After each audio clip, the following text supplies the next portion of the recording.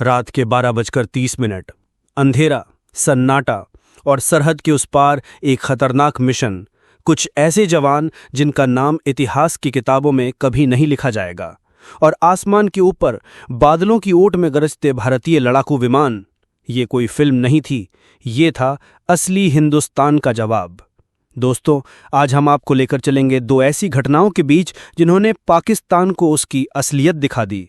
पहली 2016 की surgical strike और दूसरी 2019 की बालाकोट एयर स्ट्राइक। लेकिन इस कहानी में सिर्फ ऑपरेशन ही नहीं, बल्कि वो दर्द, वो गुस्सा और वो जज्बा भी होगा जिसने इन हमलों की नींव रखी। सितंबर 2016, जम्मू कश्मीर का उरी सेक्टर, भारतीय सेना का कैंप। जवान सुबह की ड्यूटी के लिए उठ रहे थे, लेकिन सुबह का सूरज देखने से पहले गोलियों की बौछार और आग के शोले उनके सामने थे। आतंकी पाकिस्तान की तरफ से घुसपैठ कर ग्रेनेड और AK-47 से हमला करते हैं। 17 जवान शहीद हो गए। ये सिर्फ एक हमला नहीं था, ये भारत की आत्मा पर वार था।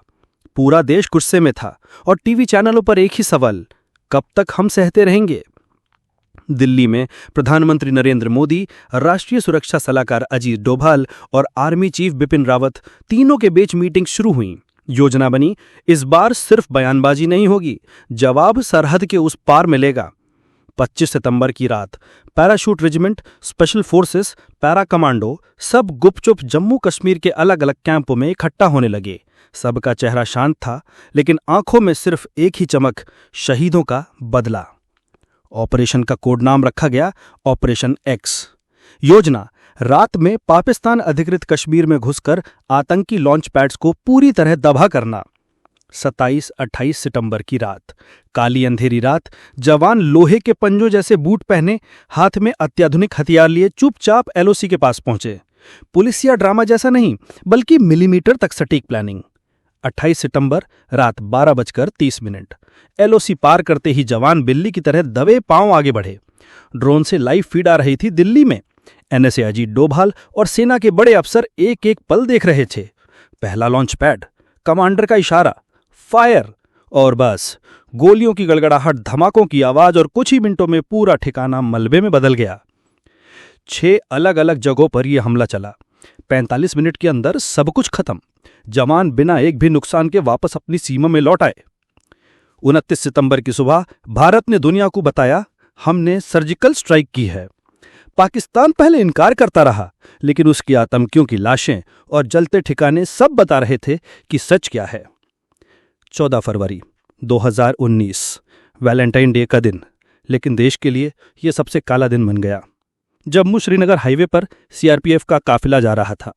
अचानक एक धमाका, 40 जवान मौके पर ही शहीद। ये था पुलवामा आतंकी हमला, जिसे पाकिस्तान स्थित जैश-ए-मोहम्मद ने अंजाम दिया। पूरा देश सुलग उठा। इस बार गुस्सा पहले से कहीं ज्यादा था। दिल्ली में प्रधानमंत्री Narendra Modi, NSA Doval, air chief marshal BS Dhanoa और रॉ के अफसर सब एक ही कमरे में। योजना बनी, आतंकी ठिकाने सिर्फ POK में नहीं, बल्कि पाकिस्तान के भीतर खैबर पख्तूनख्वा में है, और इस बार जवाब आसमान से आएगा। 26 फरवरी 2019, सुबह 3:30, मिराज 2000 फाइटर जेट्स बम और लेजर गाइडेड मिसाइलों से लैस ग्वालियर एयरबेस से उड़ान भरते हैं। भारतीय विमान LOC पार कर पाकिस्तान के गहरे अंदर तक पहुंचे। रडार से बचने के लिए बादलों के बीच कम ऊंचाई पर उड़ान। पायलट का कोड वर्ड, टारगेट इन साइट। मिराज 2000 ने 1000 किलो के स्पाइस 2000 बम गिराए। बालाकोट के आतंकी कैंप कुछ सेकंड में मलबे में बदल गए। भारत ने सुबह प्रेस कॉन्फ्रेंस में कहा, हमने पाकिस्तान में घुसकर हमला किया है और बड़ी संख्या में आतंकी मारे गए हैं। पाकिस्तान पहले चुप रहा, फिर जवाब में 27 फरवरी को भारत में घुसने की नाकाम कोशिश की। उसी दिन विंग कमांडर अभिनंदन ने दुश्मन का F-16 मार गिराया, लेकिन खुद पकड़े गए और 60 घंटे बाद वतन लौटे। दोस्तों, सर्जिकल स्ट्राइक और बालाकोट एयर स्ट्राइक, ये 2 ऑपरेशन नहीं थे, ये थे भारत की नई नीति का ऐलान कि अब हम चुपचाप सहने वाले नहीं हैं। ये कहानी हमें याद दिलाती है कि सरहद पर खड़े हमारे जवान सिर्फ वर्दी नहीं पहनते, वो हर सांस हमारे लिए जीते हैं और हर पल जान देने को तैयार रहते हैं। तो अगली बार जब आप तिरंगे को लहराता देखें, याद रखिए, वो रंग सिर्फ कपड़े के नहीं बल्कि खून, बलिदान और साहस के हैं। जय हिंद।